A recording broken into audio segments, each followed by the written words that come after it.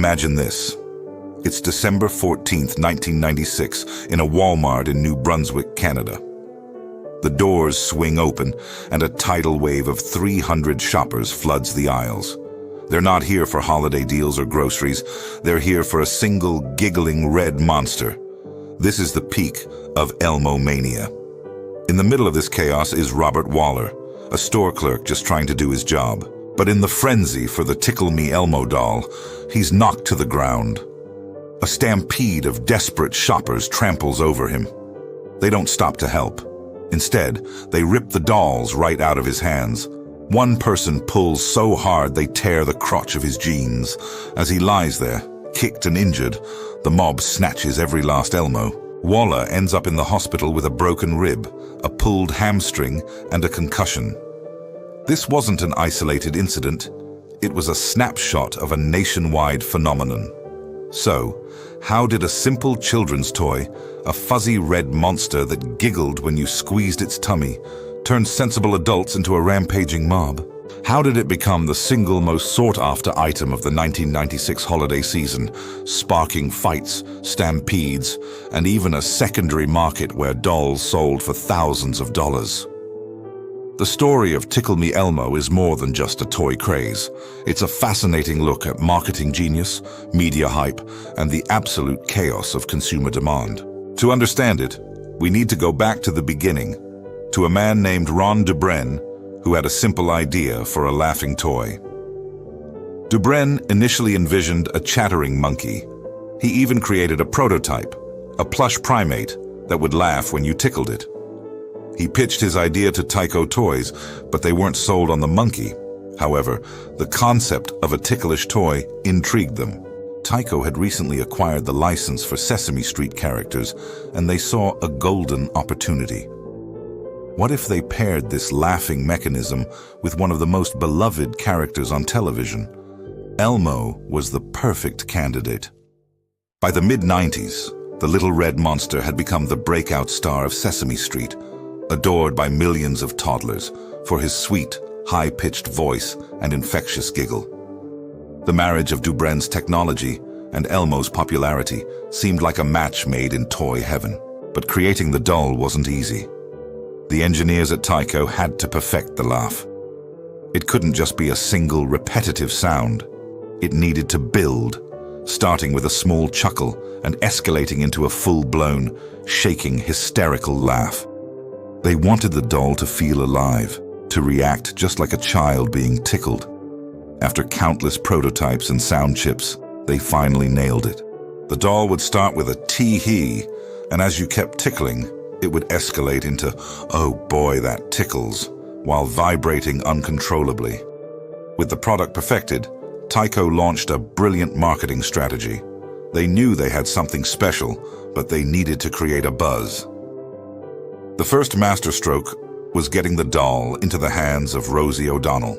In early October 1996, Rosie featured Tickle Me Elmo on her hugely popular talk show, calling it the cute toy of the year and tossing dolls into her studio audience. The phones at Tyco started ringing off the hook immediately. That single television appearance lit the fuse. Suddenly, Tickle Me Elmo was everywhere. It was featured on morning shows, in newspapers, and on the hot toy lists of every major retailer. Parents started searching for it, but Tyco had intentionally limited the initial supply. This created a sense of scarcity and urgency. Finding an Elmo became a quest, a mission. By Black Friday, the situation had exploded. Stories began to surface of parents lining up for hours, of fights breaking out in toy aisles, and of store employees being overwhelmed. People who managed to get a doll were sometimes followed to their cars and offered hundreds of dollars for it on the spot. The retail price was about $30, but on the resale market, they were going for $1,500 or more. The media frenzy fed on itself. Every news report of a store selling out or a fight breaking out only made people more desperate to get one. It became a status symbol, a testament to a parent's love and determination. The toy itself was almost secondary to the thrill of the hunt.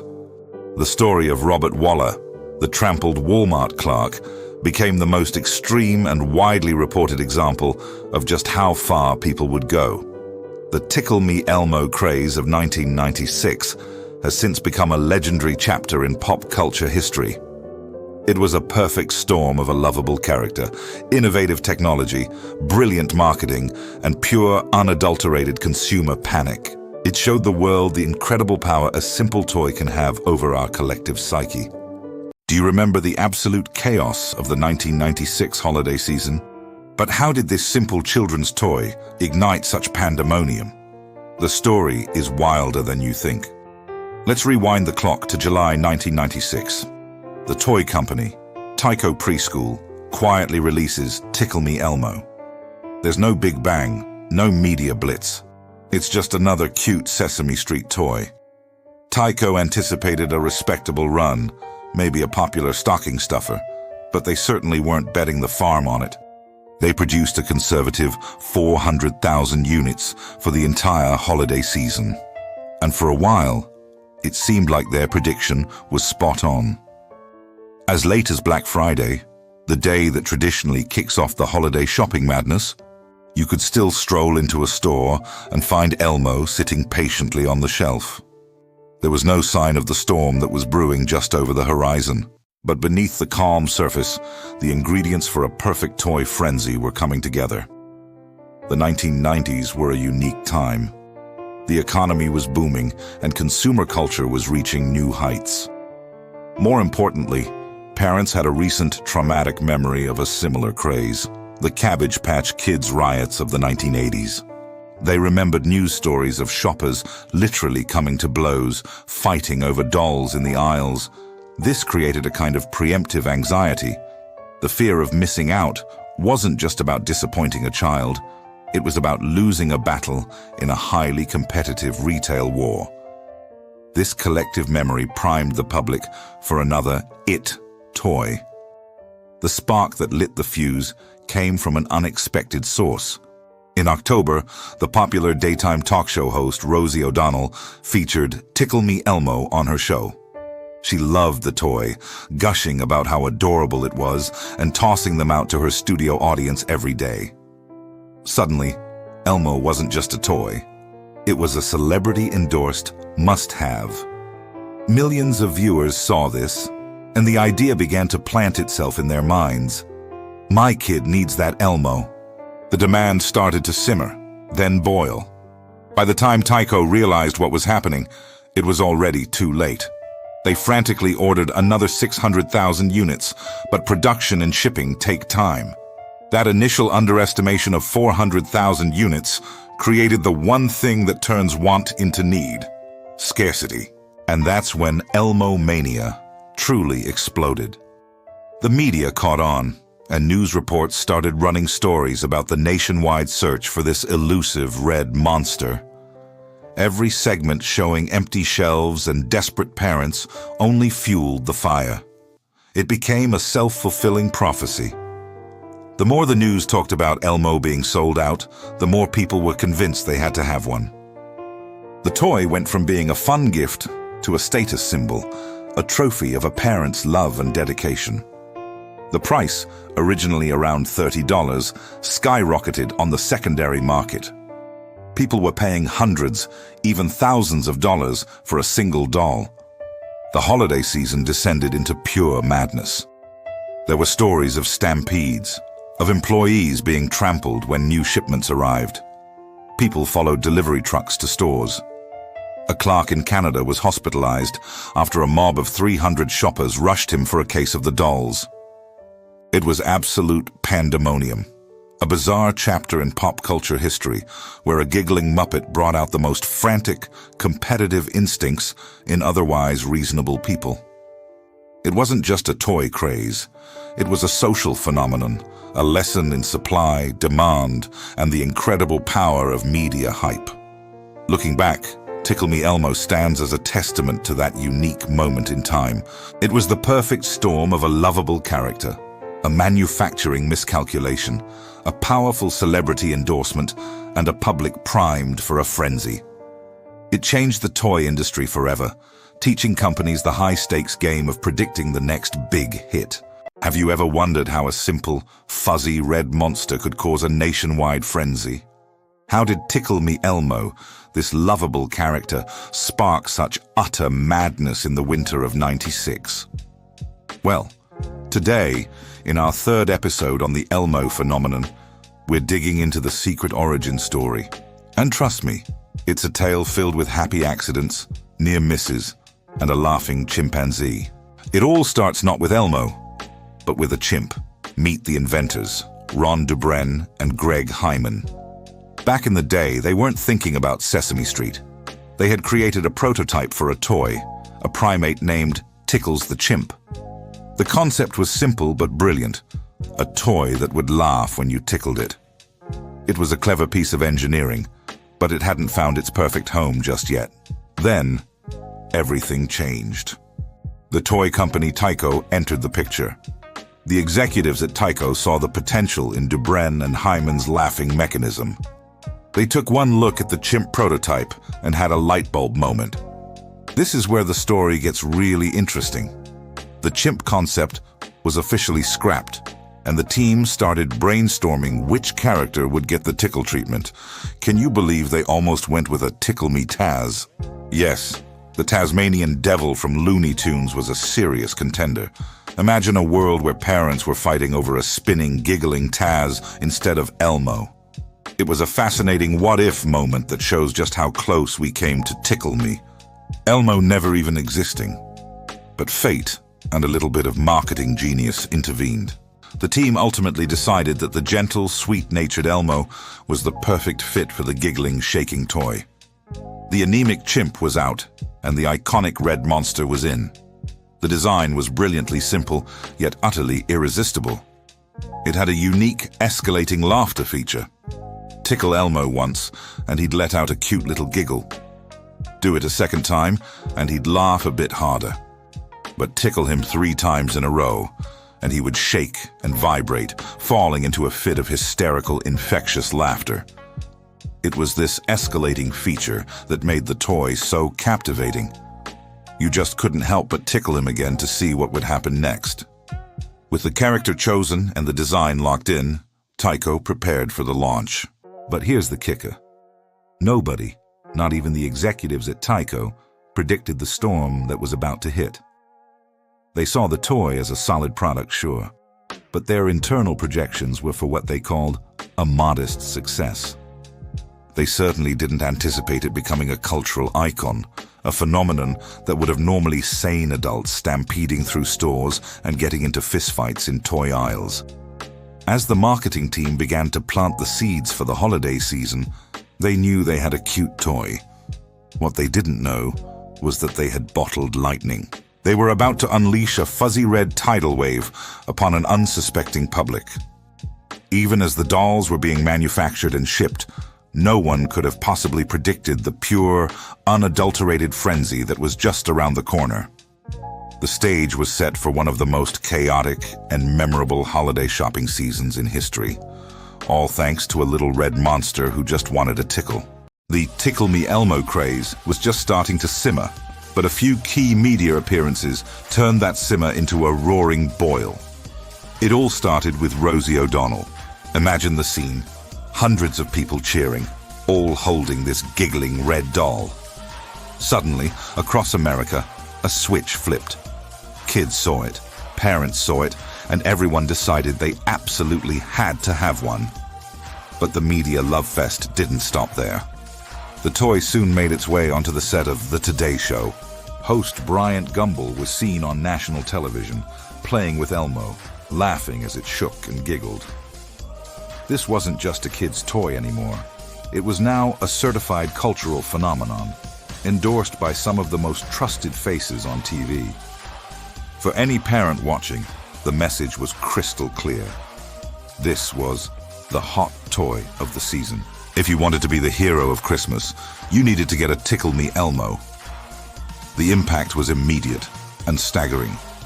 Tyco, the toy's manufacturer, had initially projected selling around 100,000 units. A respectable number, right? Well, after Rosie and The Today Show, that projection exploded. Within weeks, they were forecasting sales of 1 million units. The demand surged so fast, it was like trying to catch lightning in a bottle. The buzz was deafening, and production lines couldn't keep up. The stage was set for a holiday shopping season unlike any other. By the time Thanksgiving weekend rolled around, the official start of the holiday shopping frenzy, it was too late. The dolls had vanished from shelves practically overnight. News cameras, instead of covering holiday parades, were now camped outside toy stores. They captured incredible scenes. Long, winding lines of anxious parents huddled together in the cold, waiting for stores to open. Some reports compared the crowds to Depression-era bread lines. People weren't waiting for food. They were waiting for a chance, just a slim chance, to buy a giggling Elmo doll. This desperation quickly turned into chaos. What started as a hunt for a cute kid's toy devolved into a full-blown mania. Reports of fights and scuffles began trickling in from all over the country. In Chicago, 2 women were arrested for physically fighting each other over one of the last dolls in a store. In New York, the situation got even more extreme. Crowds of desperate parents were literally chasing down delivery trucks, hoping to intercept the Elmo shipments before they even made it to the store shelves. It was pure pandemonium. A simple laughing doll had managed to create a nationwide frenzy, turning ordinary holiday shoppers into frantic competitors in a high-stakes game. And the world watched, completely mesmerized. December 1996. The month the Tickle Me Elmo craze went from a shopping frenzy to pure, unadulterated chaos. This is where all the hype, all the demand, and all the desperation finally boiled over. Remember that Walmart stampede we talked about? That was just the beginning. As store shelves emptied and shipments became scarce, people's behavior got wild. Even the most unexpected characters got caught up in the madness. In New York, who was spotted sneaking into a Toys R Us after closing time? None other than John Gotti Jr., son of the infamous mob boss. Even the mafia, it seems, wasn't immune to Elmo's giggling charm. He reportedly slipped in to grab a whole case of the dolls. Talk about an offer you can't refuse. And it wasn't just the criminal underworld. High-end retailers jumped on the bandwagon in the most absurd ways. The luxury jeweler Cartier in Manhattan had a special promotion. Buy $1 million diamond necklace, and they'd throw in a free Tickle Me Elmo. $1 million necklace. It was the ultimate bizarre pairing of extreme luxury and a children's toy. Meanwhile, on the secondary market, prices were spiraling into insanity. A Los Angeles radio station held a charity auction where a single Elmo doll sold for a mind-boggling $18,500. Then there's the guy in Muncie, Indiana. He was so desperate to get his hands on one, he traded his 1987 Ford Escort for a single doll. Yes, he traded his car for a giggling toy. The story became a local legend, a cautionary tale of holiday hype gone too far. Back in the stores, the scenes were just as dramatic. One Toys R Us manager described breaking down in tears as he watched parents descend on a fresh pallet of Elmos. They were tearing the display apart, knocking each other over with absolutely no regard for anyone else. It was a complete free-for-all.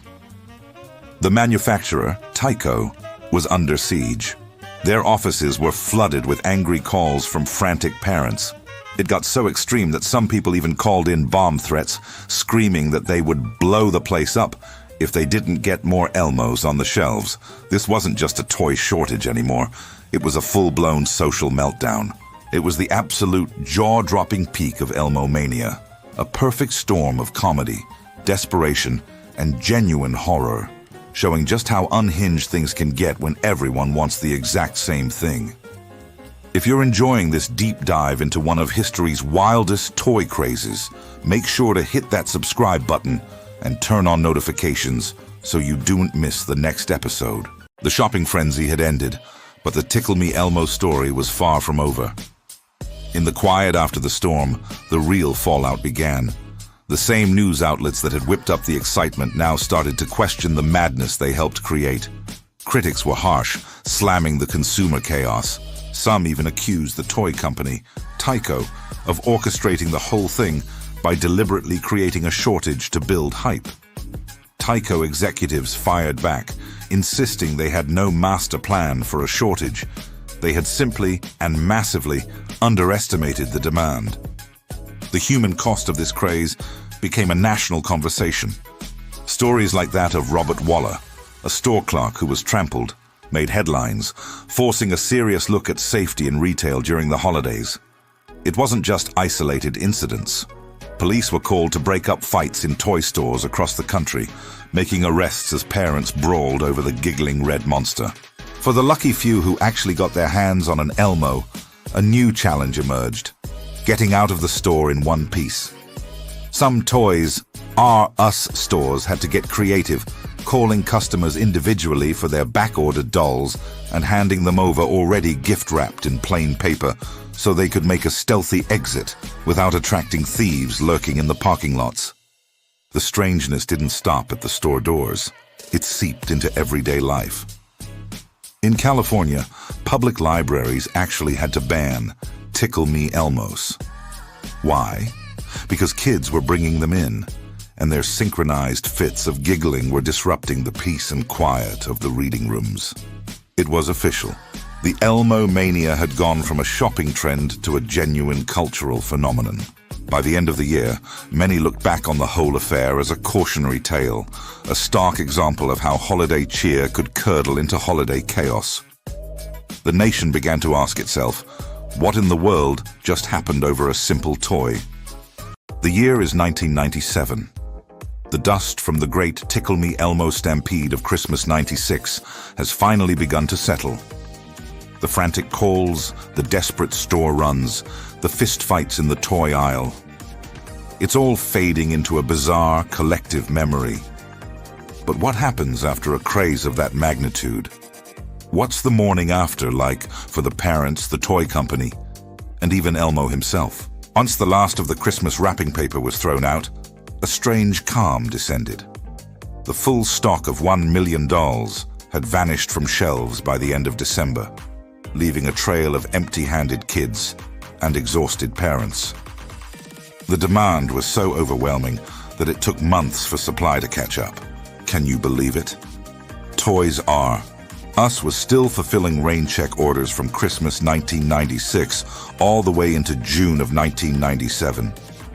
Parents who had gone to unbelievable lengths, who had maybe paid a scalper a month's rent for a giggling red monster, were now sheepishly returning to their normal lives. On the secondary market, those sky-high prices of hundreds, even thousands of dollars, started to plummet back down to earth. The bubble had burst. But for Tyco, the company behind Elmo, this was just the beginning of a whole new chapter. The Tickle Me Elmo phenomenon was nothing short of transformative. Imagine this. Tyco went from a company making about $70 million a year to a staggering $350 million, practically overnight. This little red guy single-handedly turned Tyco into a major player in the toy industry. This massive success didn't go unnoticed. The toy giant Mattel saw the power of Elmo and in 1997 swooped in to buy Tyco for a cool $737 million. One executive even joked that the profits from Elmo alone paid for the entire acquisition within just a couple of years. That's the power of one breakout hit. Naturally, Tyco tried to catch lightning in a bottle a second time. They scrambled to capitalize on the craze, rushing out new Tickle Me versions of other beloved Sesame Street characters. Soon you could find Tickle Me Big Bird and Tickle Me Cookie Monster. But while they sold okay, none of them managed to recapture that same magic, that same insane hysteria that Elmo had sparked. By Christmas 1997, the landscape had changed. You could actually walk into a store and find a Tickle Me Elmo on the shelf. The supply had finally met the demand. The doll was still a bestseller, eventually selling over 5 million units by the end of '97, but the wild frenzy was over. It had settled into a more manageable, steady popularity. And what about the people caught in the storm?